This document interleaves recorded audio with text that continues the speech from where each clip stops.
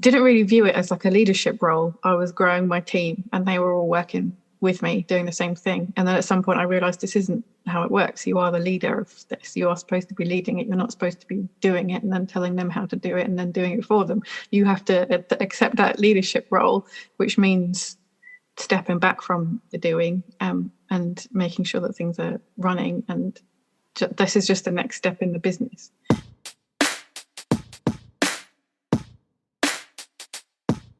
And so to be able to kind of parachute UK-based tutors into the living room of someone living in India or China for half the cost or at an hourly cost without having to worry about flights and visas, etc., is incredible.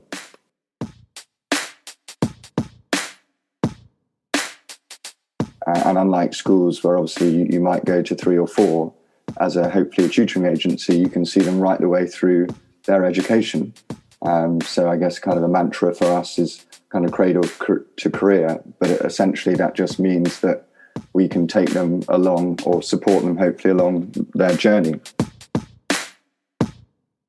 Well, I was always told everyone could be nice for 15 minutes, so you need to spend a little bit longer than that.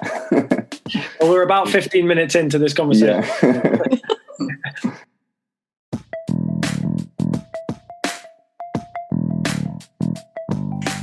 Welcome to the Qualified Tutor podcast.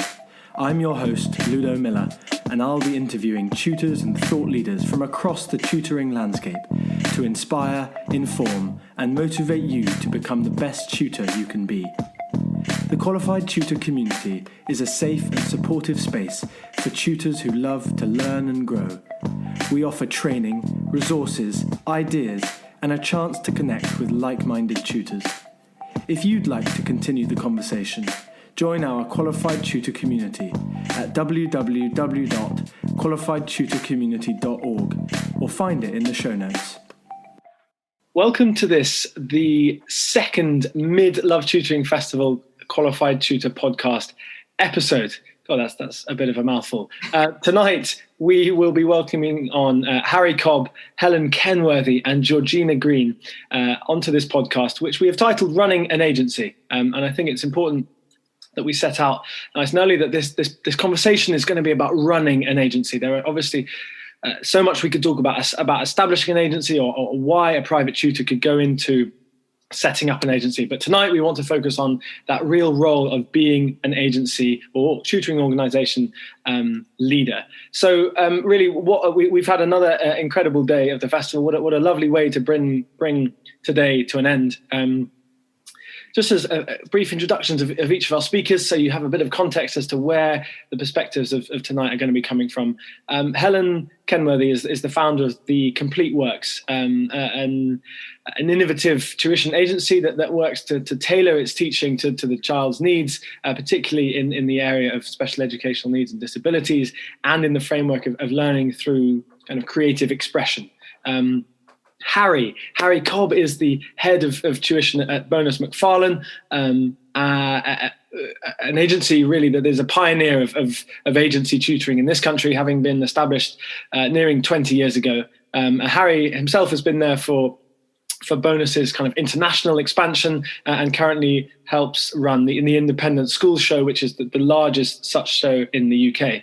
And our final guest this evening is Georgina Green, who is the founder of Green Tutors, a wonderful tuition agency based out of Hertfordshire, which serves its students with passion, with energy, and with dedication, really embodying all of the wonderful areas that make a tuition agency so impressive and such a one that has such an impact on children's lives. So we're going to learn more about our speakers this evening. That's just a brief introduction, but welcome the three of you. We're going to dive right into our first question of the evening, which is, what is your why as a tutoring business leader? Georgina, we're going to start with you on this one. What is your why? So there's the fairly obvious idea that it's a bit of financial freedom, isn't it? To be able to deliver all the things that I want to do, to be able to explore and learn and try new things out with my business, developing a bit more and handing more of the tuition over to somebody else lets me do those things and still have the financial freedom that I need in my business. It also initially was because I didn't want to keep saying no to people when they said, can you help me with X, Y, Z, that I couldn't. Now I can find someone that can help them. And also I wanted to, my reasons for wanting to tutor were that I had a real passion for my subjects, and I've seen how it's applied in my scientific career. So I just wanted to find a whole other group of people with different scientific and engineering careers to share that and make science and maths a bit more interesting for school-age students. And I think you've probably done that. So thank you, Georgina. Helen, can we move on to you next? Absolutely. For me, it was because of my experiences as a tutor. Everything seemed to be too compartmentalized. So I wanted to create something that really made a wraparound service, whatever the individual needs, not just educational needs, but the sort of the general wraparound that a student needed. And there didn't seem to be one place that could really get to know the students, whatever age they were, and say, okay, these are all the elements, and we can make sure that all of those bits are together in one place, so that the families that we work with don't have to try and remember a million different phone numbers and etc. They know that they can come to one place and have a friendly voice at the end of the phone at the same time. And the other bit was I'd worked in lots of different alternative provision environments, and every single one of them seemed to be going down a trying to be mainstream route. And there were lots of students who were coming to these APs because of how flexible and student-centred and supportive and nurturing they were. And then suddenly they would go all mainstream, and the students would be stressed and not turning up. And you're thinking, listen to them, for heaven's sake, listen to what they actually need. They're blossoming when you do that wraparound. So I thought, no. If I want to work in that environment, by the looks of it, I need to create one. So that's where the Complete Works came in. Look at that. Wonderful. Thank you so much, Helen. Harry, can we turn to you? Yeah, certainly. I think, when I started as a tutor, you see the transformational change you have with working with a student one-to-one and developing that confidence, which is obviously hugely impactful and very rewarding. And then having done a degree in business, I was always interested in, growing and developing a company to obviously hopefully change lives. And as I said, develop kind of lifelong learners. So that's kind of why I got into it and where I am now. Yeah, you said two key phrases in what we do there, Harry, which is transformational tutoring and lifelong learners. And certainly those are two things that Helen and Georgina embody, and certainly values that we hold very important at QT. So thank you kind of very much for pointing those out. Now, Helen, I'm going to go back to you for this one. And really, I'd like to know, as a tutoring business leader, how there's a central problem to what we do compared to other issues that we have to kind of work with every day as a tutoring business that works with both tutors and with clients, parents and students. How do we overcome this dual problem of finding new clients and at the same time attracting new tutors or educators? Well, for us, it's about the development of the reputation, because the more your niche is known, the more what your strength is known, the more people will naturally gravitate to you because they know that that's the particular thing that's going to make their life easier. So we've focused quite heavily on putting out the reputation, on developing the relationships with the families that we were already working with, and getting those responses and getting those reviews and getting those getting those personal connections out, because people buy from people. People want to be involved with people. So the more families could be those people, it meant that the new families trusted us more. So that's how we started to spread our net. Does that answer? Yeah, absolutely. Harry, do you have some thoughts on that, on this kind of this dual problem and then this kind of spreading the net, as Helen was mentioning just there? Well, I think Helen summarises it pretty well. It's essentially about client care, and obviously we're in the service-led business. And if you can dig deeper and nurture those relationships and really understand what parents want and therefore what their children essentially need, and getting to know them, then ultimately you're going to create a level of trust and knowledge in order to support them right the way through their education. And unlike schools, where obviously you might go to 3 or 4, as hopefully a tutoring agency, you can see them right the way through their education.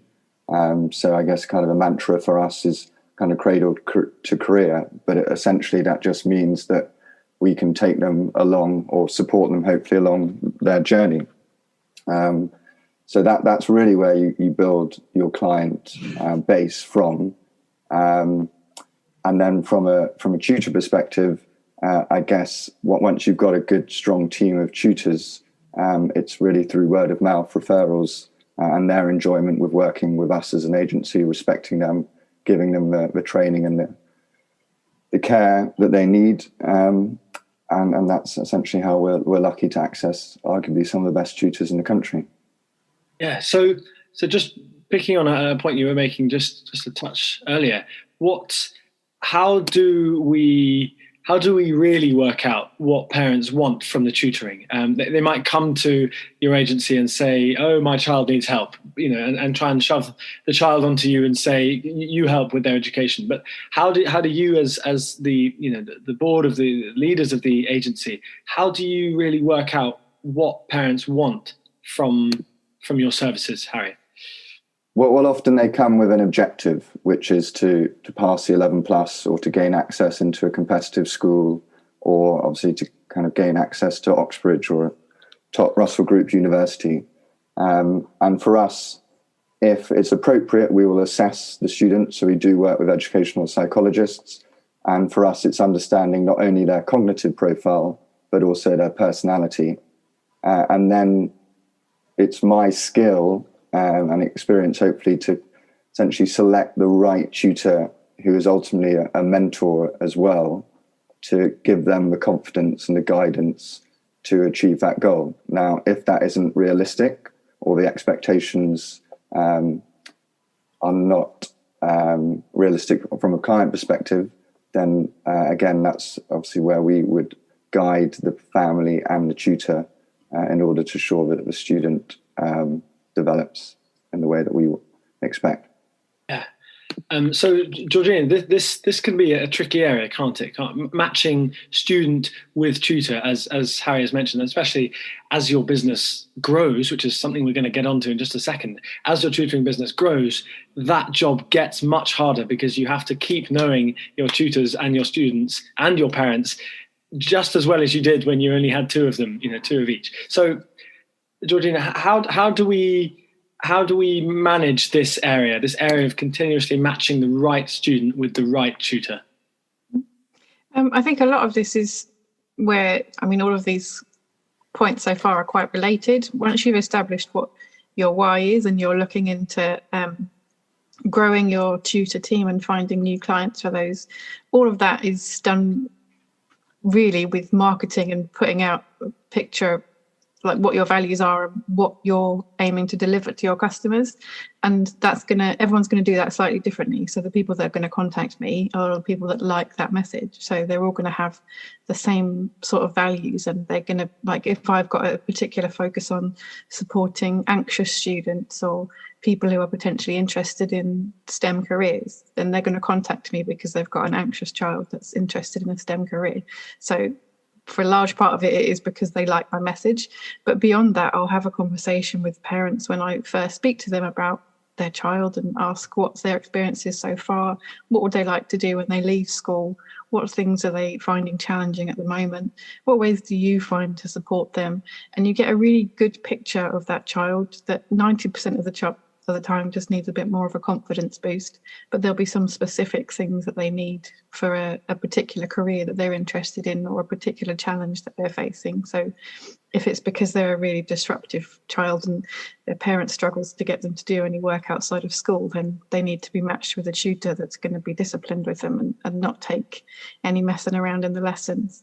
If they need a confidence boost, they need to be matched with a tutor that's quite soft and not particularly intimidating. So a large part of it is just a lot of the tutors that I match and hire are quite similar to me anyway. But a part of it is that you just have that element of understanding the child and specifically what they need. Yeah, and that's really through a process that we touched on actually in the previous event with some kind of highly experienced entrepreneurs about making sure that you don't dive in with a new client, business partner, whatever, too soon, and making sure that you understand who they are and what their values are before diving in with them. And that's just, that couldn't really be more important with the tutor-student relationship, because the worst thing that we could do is match a student who's already struggling with a tutor who's not matched with them, which then further, worsens their experience of learning. So absolutely a very, very kind of key part of what agency leaders do. But Helen, I wonder if you had some insights here on Georgina touched on a point there about, sometimes when a parent approaches you with something that they believe is that their child needs help with, sometimes the objectives of the parent and the true objectives of the student might not be too aligned. Do you have conversations kind of with the student as well, outside of the conversation with the parent, to get to know the student, given that's the one that you're going to be working with kind of more closely? We tend to we tend to have a multi-step process. I mean, fundamentally, Harry, Georgina, and I are all saying exactly the same thing. It's about really understanding the needs of the family. It's about understanding the needs of the student. It's about understanding what the student thinks their difficulties are in comparison with what they actually end up being. So we, at the very beginning, it's always me at the moment at the very beginning that I have a huge discussion with the parent, with the carer, whoever, about what that young person is like, what the student is like, what their needs are. I gather as much information to gather as possible, as Georgina's just said, but also sort of looking into the psychology of it as well, in terms of what other elements might there be that are also impacting on what their needs are. Most of the time, Georgina's absolutely right. Most of the time, it does come down to confidence.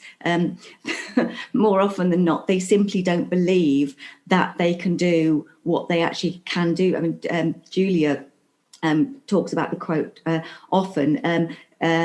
If you think you can't, or if you think you can, you're probably right. And it's about the positivity.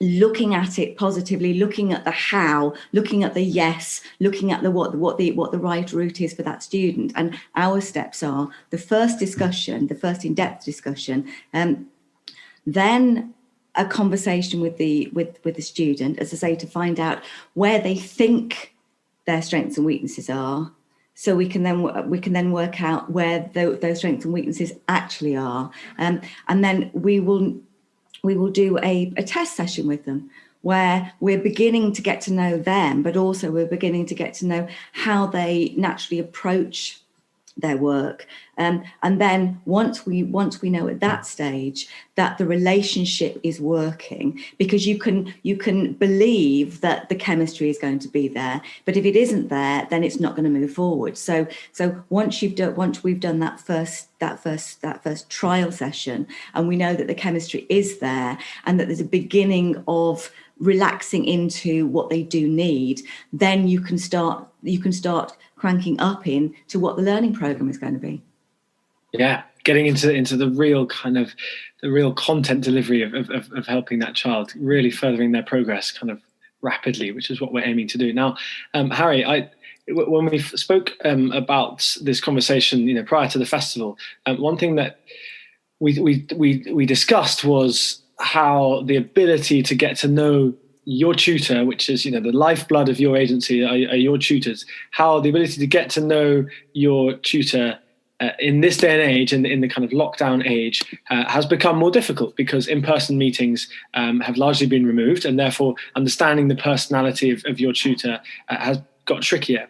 So I wonder if you could tell us a little bit more about how, given the ease with which you can hire a new tutor today, how do we continue to provide value for our clients? Yeah, absolutely. Well, I was always told everyone could be nice for 15 minutes. So you need to spend a little bit longer than that. Well, we're about 15 minutes into this conversation. Yeah. And I guess, to my benefit, I've been interviewing tutors for the last 7 years. So I'm probably not far off meeting at least 500, if not 1,000 tutors. So when we went into the pandemic, to be able to interview tutors online obviously gives me quite a lot of experience and years behind me to know kind of how they operate. And so, there are losses, obviously, of not being able to meet people in person, whether they can turn up to the office on time, how well presented they look in person physically. But obviously, it is trying to spend an hour, 2 hours with them to discuss what they're about, what their ambitions are, why they're getting into tutoring, what are their motivations, how long they want to be within the game. Are they just doing it as a side hustle while they look to write a play or be an actor? Or are they deeply intrinsically motivated about wanting to work in education, but they feel that being part of a school has too much bureaucracy and they enjoy the one-to-one element of it? Then obviously you've got the kind of lesson plan element to it. So each tutor needs to deliver a tutorial of which we will kind of critically talk about and discuss. And it's just over that period of time, you're getting to understand them as people. You're also obviously portraying your values, what our company is about, talking about the expectations of the clients that we work with.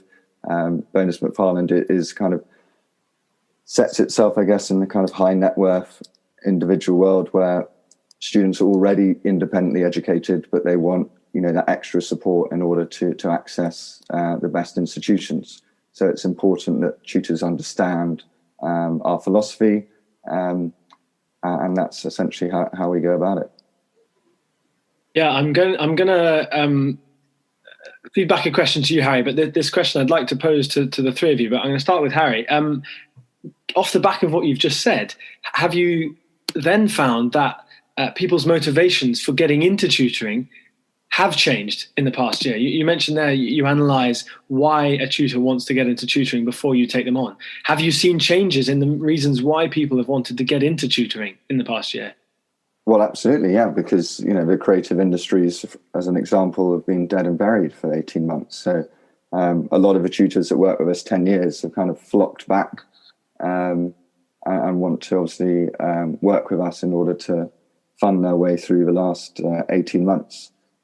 Some of those have been absolutely completely inspirational teachers, and we've been very sad to lose them. So in that respect, we've been fortunate that they've been able to offer their services. Okay, brilliant. Georgina, can I pass this over to you? Have you found that the reasons why people have approached Green Tutors to become tutors has changed, or have you noticed a difference? Just recently, yes, I would get a lot of applications previously from people who were maybe completing a PhD and had an interest in education and wanted to have some experience of that through tutoring. Just recently, I had 100 applications in the last year, and most of them were people who were already tutors but just wanted an extra avenue to find clients because there was a massive rise in online tutoring over the last year for some reason. So it was very difficult for independent tutors to find clients. much easier through an agency. Okay, so as the scope of work scaled back, people resorted a little bit more to agencies, do you think? Yeah. As a place to find work. Yeah, no, I think that's certainly a trend that will have been seen across industries, not just in the tutoring sphere. Helen, can I call on you to give insights into kind of Barbara's question that she just asked there? Do you think that, given that many tutors work across agencies, do you think that there is there other value other than the pay that can motivate a tutor to work for a particular agency? And please draw on your experiences as with the complete works. I think it actually links back very much to what Georgina was saying a moment ago about the reputation and the methodology of the agency, of the organisation. I mean, we're very much SEN and vulnerable students. So those are the families that gravitate to us, and because it's very much a mentor and coach and counsellor and supporter. A lot of the tutors who a lot of tutors who come to us actually are recommended, so it's word of mouth from other tutors. But lots of people want to come because they want to be working within that environment with the students. So it's sort of the focus on ongoing learning, but more watching and helping the learner to develop and to build that confidence, and for the light to go back on in their eyes. A lot of our students have been out of education because they haven't been happy in education. So a lot of tutors have chosen to come because they're choosing to be in that environment, and it's fairly difficult to really get that message across in your personal profile when you're registered with, let's say, Tutor Hunt or First Tutors or any of the other sort of myriad of effectively tutor dating agencies, where you're trying to describe how you work and how you connect with your students. But it's very difficult to paint that three-dimensional, vibrant picture when all you've got is some words in front of you. So if you go to an organisation, to an agency that's known for that, then you're going to be jumping right into exactly the field that you want to be involved with. Yeah, absolutely, and that's really kind of one of the safety nets of working for an agency, isn't it? Is understanding the kind of the values that agency has and the support network it has, and going alone as a private tutor. You're kind of forging that yourself, aren't you? So yeah. You're almost writing the rules as you go along, which for some is the absolute, that's the gold dust, that's what drives them on, and for others, that's what terrifies them. So, I think it's a huge compliment to this industry that there are so many of both.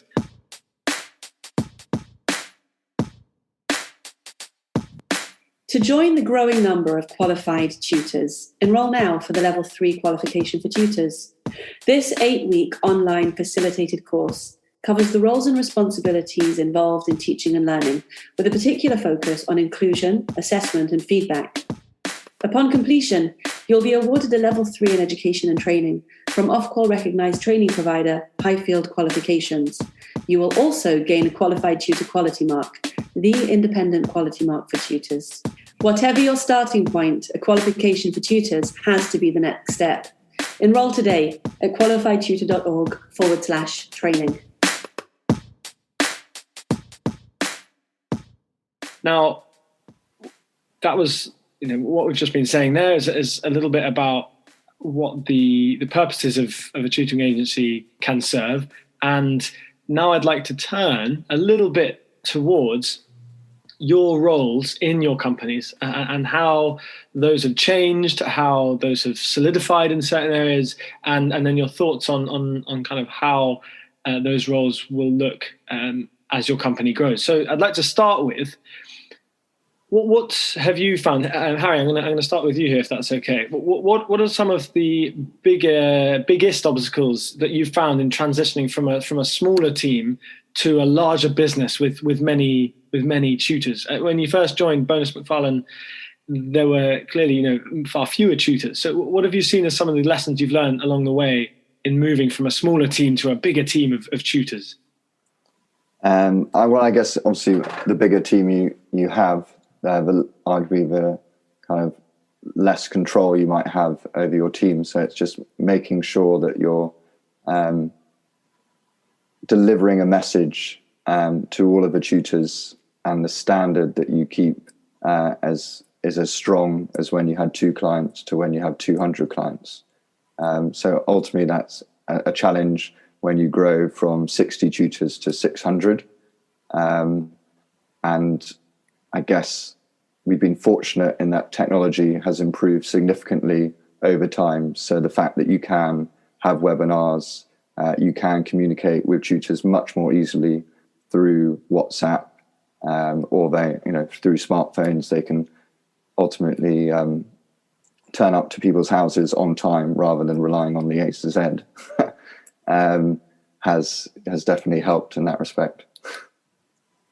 And have you found that a bit of a plug here, but have you found that software such as kind of Tutor Cruncher has been able to help with that transition? Sponsored by Tutor Cruncher, yeah, absolutely.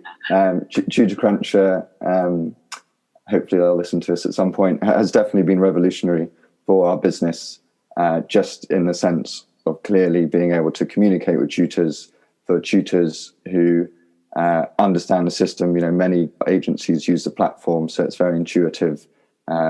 It's fantastic, obviously, for invoicing, and it just allows myself to spend more time ultimately speaking to families and having to worry less about the administrative side about it. Yeah, exactly. Doing those things that A, we love doing, and B, that we as humans are best at, which is not, going through 600 tutors reports at the end of each month and 600 clients billing invoices. It's developing relationships. It's another topic that we were discussing in the event prior to this, about how although AI and tech will come and sweep education off its feet, humans will never be lost in that, and will in fact only be reinforced in their roles. Georgina, can I turn that question that I originally asked towards you about some of the biggest obstacles you found in growing your team? Yeah. So, mine's a lot smaller. It's a long way from 600 tutors. So I still get a lot of the benefits with the small company, but I have built it with lots of one-on-one time with those tutors and getting to know them and learning about the things that they're passionate about, and having social events and sending gifts and having one-on-one training and things like that with them. But it gets, as the bigger it gets, the harder it is to do things like that, and I spend less time with them individually, and they I feel like I leave them to themselves a bit too much, which is why actually I was quite grateful to be able to direct them all through Qualified Tutor training, because I feel like they've had that time they missed with me. You kind of have to have a point where you just let go and accept the fact that they are fine by themselves, and that they have the opportunity to ask for help when they want it, because that is why they were hired, because I feel like they can do the job. They don't need to be having lots of hand holding. But it's hard because it was started as just me tutoring one-to-one everybody that was a customer. The business literally has my name in it, and I'm handing it over to somebody else. So there is an element of just letting go and accepting that it's going to be okay. Go into that more, Georgina. How do you manage to? How did you get through that? That's clearly something that was difficult. Yeah, it was hard, and I ended up having to.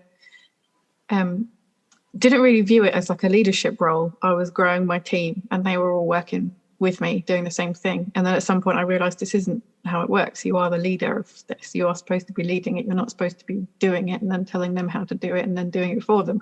You have to accept that leadership role, which means stepping back from the doing, and making sure that things are running. And this is just the next step in the business.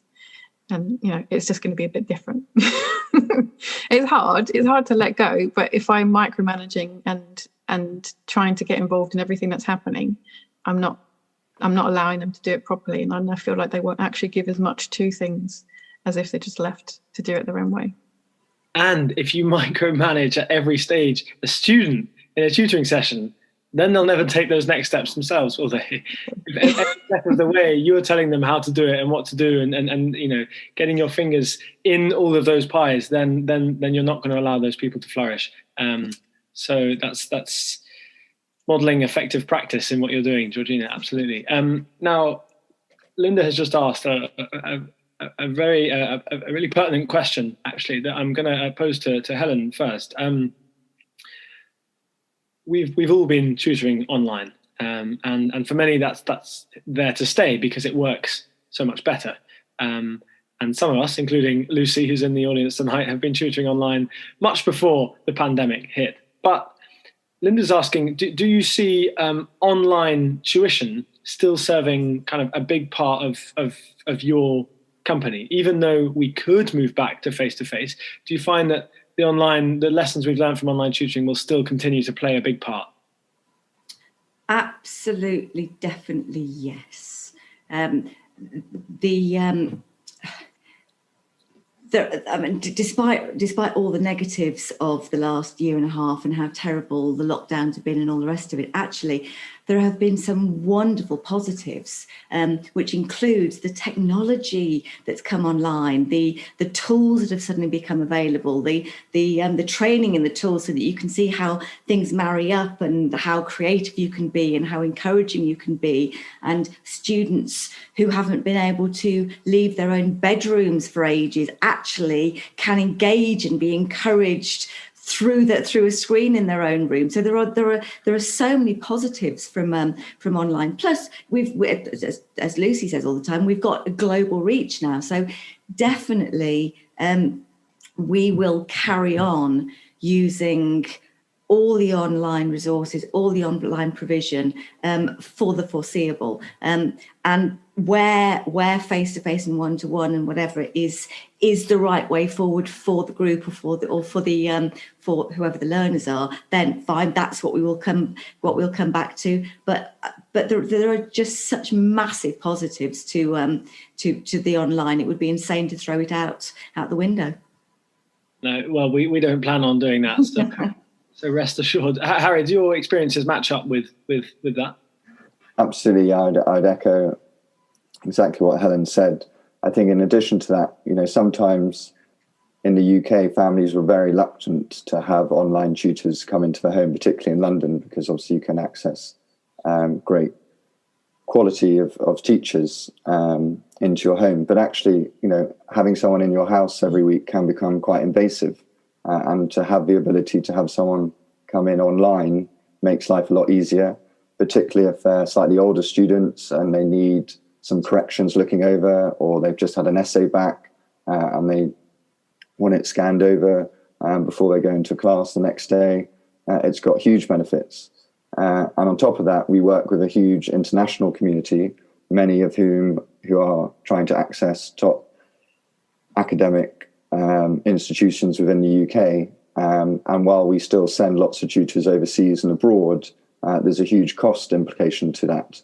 And so to be able to kind of parachute UK-based tutors into the living room of someone living in India or China for half the cost, or at an hourly cost without having to worry about flights and visas, etc., is incredible. And really, one would imagine will be the norm for kind of many years to come, or at least the norm for certain tutors, if not across the board. Yeah, and sorry, just to add to that, for tutors themselves, there used to be obviously kind of a sweet spot between 4 or half 3 and 7 when school was finished, and now you're opened up to a whole global society, and tutors ultimately can start at kind of 7, 8 o'clock in the morning, work with families in Hong Kong, move through to China, go through to India, go through to Russia, go through to Turkey. They might want to meet someone face-to-face in the UK. And then if they've got clients in America, their day is quadrupled in terms of hours of work. Are you advocating for tutors to work from 7 a.m. every single day? You'd be surprised. No, absolutely. It was something that I learned myself as a tutor when the pandemic first hit, was how accessible those other tutoring markets were. Not that I'd ever considered kind of flying over beforehand, but no, thank you very much for that, Harry, and for bringing out that point, which people may have heard around about, but if that's the first time that you've really considered that angle, then that's a very kind of eye-opening moment to reach. Now we're coming to the end, really, of this conversation. As with yesterday evening's Late Night Live, it is approaching 9:20 to 10 p.m. in the evening. So for those of you joining from the US, then it's probably you're just getting into your day. You might just be just after lunch. But I'd like to draw this conversation really to a close by asking the three of you in turn, just to briefly summarize, what are the next steps for your businesses? We've talked a little bit about, you've talked about your experiences drawing on your roles in your business, but I think it would be a very useful step to take here to learn really what the next steps are for your businesses and what we can take as tutoring business owners and tutors ourselves. So Helen, I'm going to start with you. What's coming up next for the Complete Works? Okay, so for us, thinking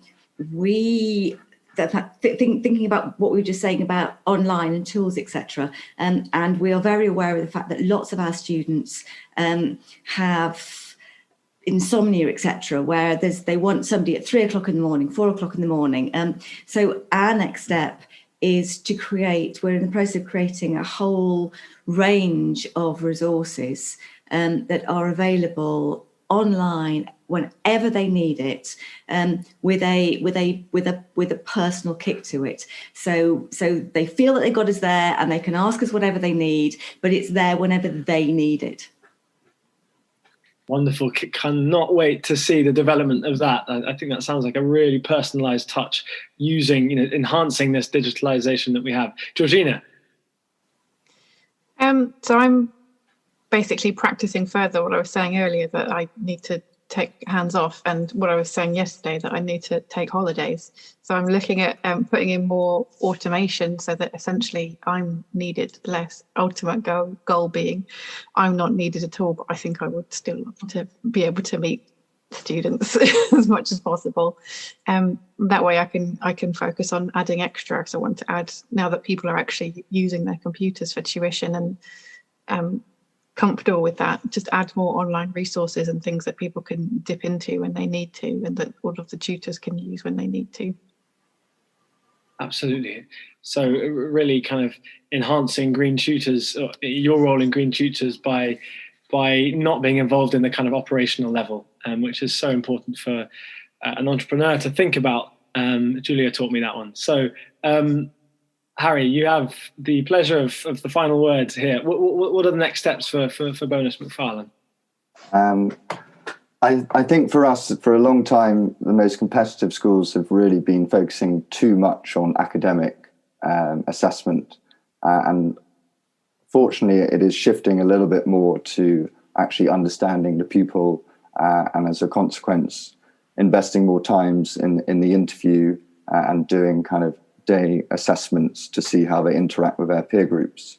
So we're kind of taking that onus and we're setting up summer camps to develop students' confidence and looking more into developing lifelong passions and skills, investing more in kind of their well-being and their mental health, alongside obviously the academic support that they need, but running them as parallel. So gearing up tutors to focus as much on the mentoring as the kind of academic support that families often come to us at the beginning for. What a wonderful next step then for Bonas is turning those academic tutors into kind of all-round educational kind of mentors. I think that's a really important step. Thank you, the three of you, for giving your time to share your experiences there. I think that's been an incredibly helpful conversation for me, and I hope for the quite extraordinary 24 attendees that we have on this event. For our podcast listeners in the weeks and months and years to come, you won't know that there was actually a great audience here with us, or you won't at least have been able to see them, but we have been lucky enough too. And I think that's a real testament to both what you three have been saying and of the excess of the festival in the 2 days so far. So thank you to Georgina, thank you to Helen, thank you to Harry, thank you to Dan Wardle, to Helen, who've been working on tech this evening, to Lucy, to Natalia, to Elizabeth, to Miguel, to Ellen, to Danielle, to Linda for your questions, to Ruthie as well, and to those of us who have joined. Tomorrow is our big teaching and learning day. You can find out more about Georgina, Helen and Harry in the link that I've just put into the chat. And for those of our podcast listeners, this was Tuesday at the Love Tutoring Festival. This was the business of tutoring, and we have 3 days to go. So thank you all very much for joining us, and we'll see you next time.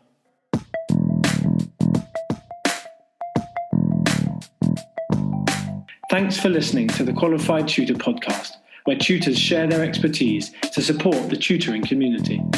If you'd like to continue the conversation, join our Qualified Tutor community at www.qualifiedtutorcommunity.org or find it in the show notes below.